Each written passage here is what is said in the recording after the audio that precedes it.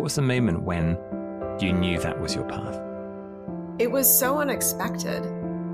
And I think that maybe that's part of what an unlock moment is it's unexpected and yet you know. Like there's something inside of you that gets triggered and opened up.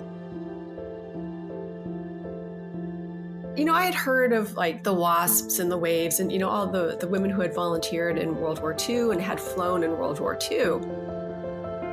And they had flown transports, they ferried airplanes from one place to another.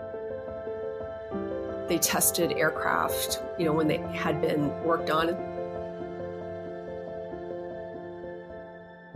And so finally, under President Clinton, the ban was lifted. And when that news came through and you heard it for the first time, how did you feel? I was ecstatic. I couldn't believe it. Finally, that change happened. What I was excited about was that I felt like I could finally serve my country to the best of my abilities.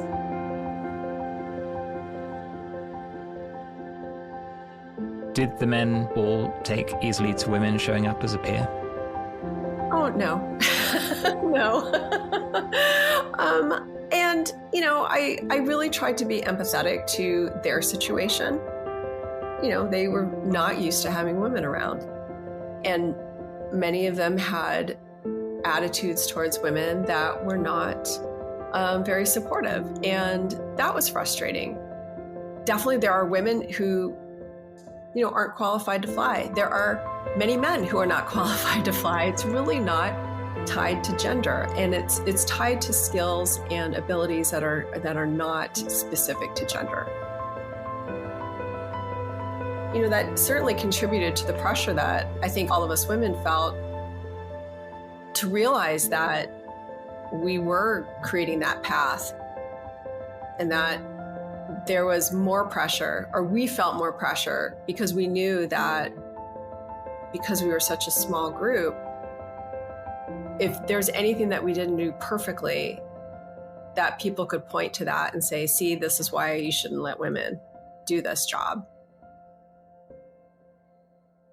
I wanted to make sure that any other qualified women who followed that path and became a naval aviator and wanted to fly jets on an aircraft carrier had the opportunity to do it and wasn't going to be judged because of her gender, because of anything that I did or the other women did. Like, I wanted to make sure that we were demonstrating and proving that, yes, women can do this job.